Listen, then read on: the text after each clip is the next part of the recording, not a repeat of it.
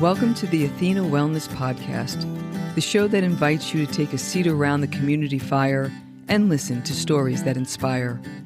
I'm your host, Kathy Robinson, author, coach, and founder of Athena Wellness, a company that's dedicated to supporting you on your journey to live more wholeheartedly. Hello and welcome, friends. Thanks so much for joining me today. As I mentioned in the last episode, there's something about the holiday season that gets me thinking about simplifying my life. And each year, I find ways to make a little more progress. It's this feeling that inspired me to create a podcast mini-series on simple living. Last week, I shared an overview on the concepts of minimalism. Today's show will focus on your professional life. If you're currently not part of the business world, you can think of your professional life as activities that bring purpose to you outside of your personal life, things such as volunteering, caregiving, or community work. As we learned last week, simplifying your life is not about deprivation or austerity. It's about reducing physical possessions and mental clutter in order to create a more intentional and meaningful life.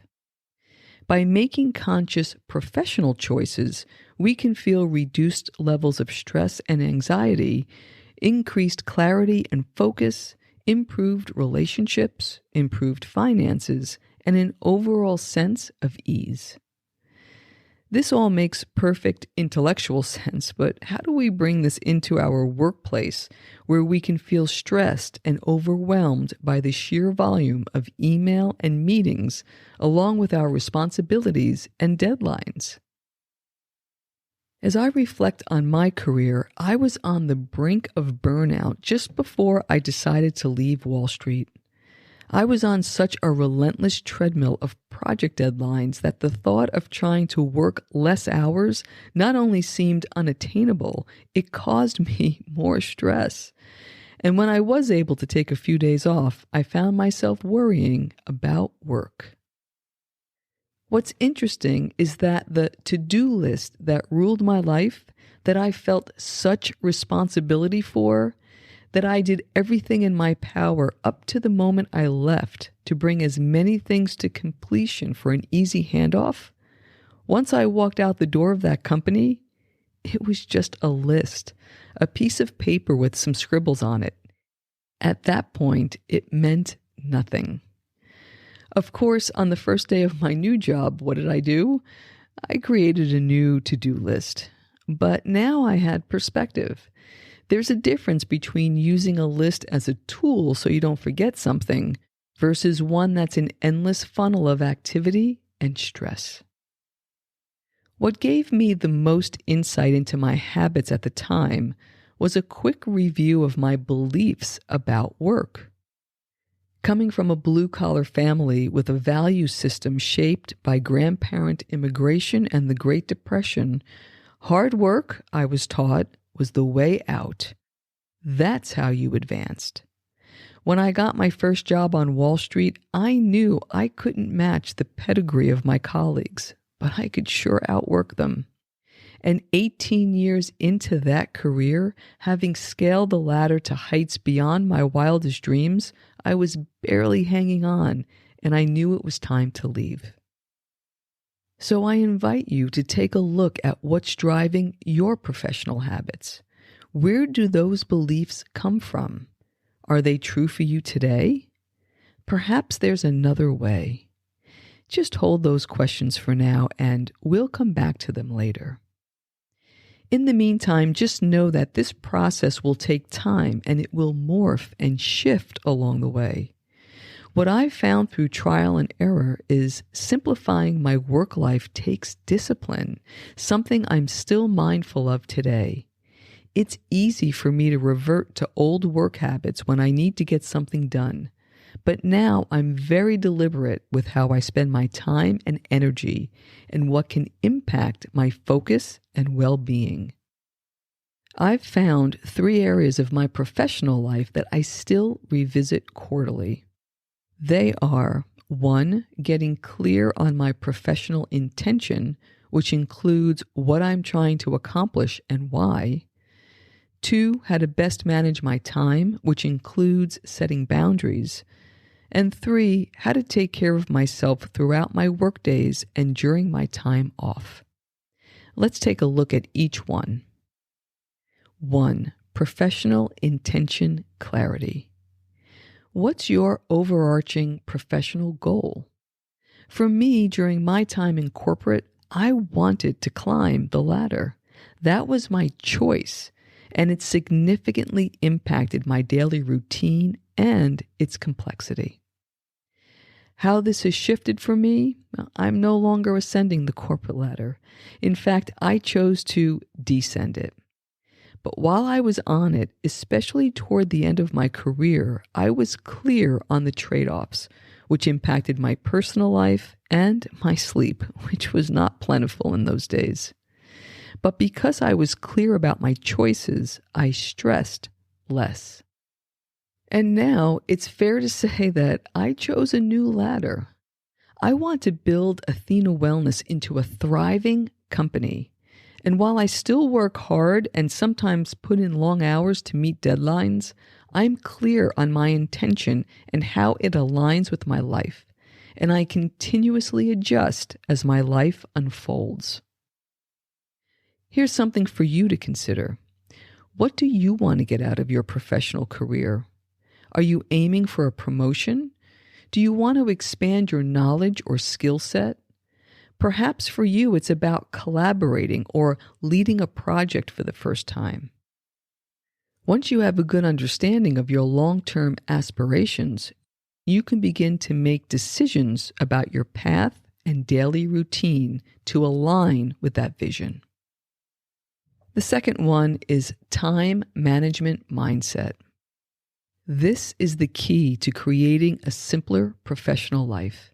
And it's not just about having an effective time management system. It's about the gateway of what activities make it on your to-do list and what appointments get scheduled on your calendar. Simplicity resides in that discernment. Here's how it shifted for me. As I mentioned, during most of my corporate career, I was ruled by my to-do list and calendar. But later on, I found workarounds. I scheduled time in my calendar so I had the first and last hour of each day blocked, and my assistant knew, to the extent possible, not to book meetings during that time. This allowed time for daily preparation and wrap-up. I also made sure before I left the office at night, and many times it was nighttime, that my calendar for the next day was set and all the materials I needed for those meetings were ready to go. Another thing I learned very late in the game was not to raise my hand every time a volunteer was needed. For years, I had an almost instinctual response of taking on additional roles for projects and volunteer efforts without first assessing if I truly wanted to do it, along with the impact to my schedule and well-being. And now I've simplified even further. Preparation and routine are still key, but I focus on what's essential for what I'm intending to achieve. I structure my work week so that mornings are for creative work like writing podcast outlines or articles, and there are 3 blocks of time each week that are client-facing for coaching, teaching, and meetings. The last thing I do each weeknight is write out a few priorities for the next day and gather the related materials. I've also gotten much better at gently saying no to anything that doesn't resonate with what I love to do. Things for you to consider. What does the current gateway to your to-do list and calendar look like? Is it serving you, or do you need to tighten it up? You may need to reestablish your work hours, find ways to focus during the day, or to say no to additional projects or activities that will take you away from what's most important to you. 3. Workplace wellness. What are your non-negotiable wellness activities? For me, during my time in corporate, I knew my day would flow better if I was up early, had a few minutes of quiet time, exercised, packed healthy meals to take with me, and was mindful of taking short breaks throughout the day. That said, most days I had maybe 5 quiet minutes in the morning, followed by a workout, taking my first meeting in the car as I drove to work, and my breaks were either for a cup of coffee or taking the long route to the ladies' room so I could walk a bit after sitting in back-to-back-to-back meetings. Sound familiar? I share this because in those days, it was the best I could do. I moved my body, ate as well as I could, and extended my bio breaks with 5-minute walks. If that's all you can do at this time, that's fine. Here's how it shifted for me. Wellness is now my business, but the same things are important to me. I'm still up early. I start the day with a brief meditation. I still work out. I eat well and move my body throughout the day. And yes, it's easier when you work from home. That said, without the structure and routine I put in place, it would be easy to forget to do any of those things. Things for you to consider. What makes you feel well in body, mind, and spirit? What are your wellness non-negotiables? Once you know what they are, how might you create a structure or routine to keep it consistent? How can you make wellness a part of your day rather than something you write on your to-do list? Of course, there are many other simple living strategies that you can implement. Things like optimizing your workspace, eliminating distractions, delegating, outsourcing, and automating. And there are plenty of resources to help you with those tactical approaches. What I'd like to leave you with as your takeaway is to revisit the questions I posed at the beginning of this episode. What's driving your professional habits? Where do those beliefs come from? And are they true for you today? As I mentioned, for decades, I equated hard work with success. It was a long-held belief, and my professional life became less complex when I stopped relating my busyness and travel schedule with achievement. And it's not just business professionals that can be ruled by this belief. Volunteers and caregivers can fall into the same trap. And I've since learned so can entrepreneurs. I fell right back into this mode when I started my business a few years ago, and it took me a while to even realize I was doing it.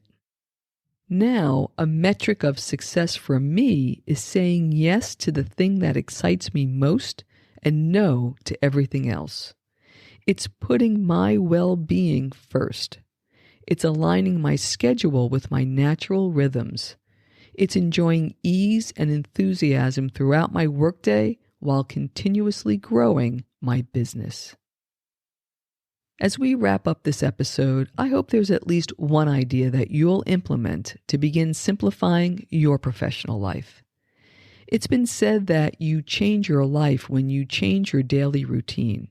I agree and suggest that you start with clarity on your professional intentions and then make your decisions and organize your days in alignment with that vision. I've found this to be the best way to eliminate the extraneous. And here's a secret. As a leader in my last company, our board appreciated when I could provide updates that were comprehensive yet easy to understand. Conversely, I appreciated it when someone on my team was able to explain an issue they were having succinctly so I could support them appropriately. How does that impact you? Simplicity can be a powerful business tool. You may not be able to remove corporate complexity, but if you can streamline your work without cutting corners and explain how things work in simple terms, that demonstrates a depth of understanding that's truly valuable to your colleagues and your company. Thank you so much for joining me today. I know there are many ways you can spend your time. Thank you for choosing to spend it with me. Until our paths cross again, be kind to yourself and show your warrior spirit some love. If you know anyone who could benefit from today's episode, please pass it on. And many thanks for supporting the show by subscribing and leaving a review. It means a lot, and it helps others find their way to our circle. If you'd like to access the show notes, have a question you'd like addressed on a future episode, or would like a transcript of this episode, visit www.athenawellness.com/podcast. Until next time, be well.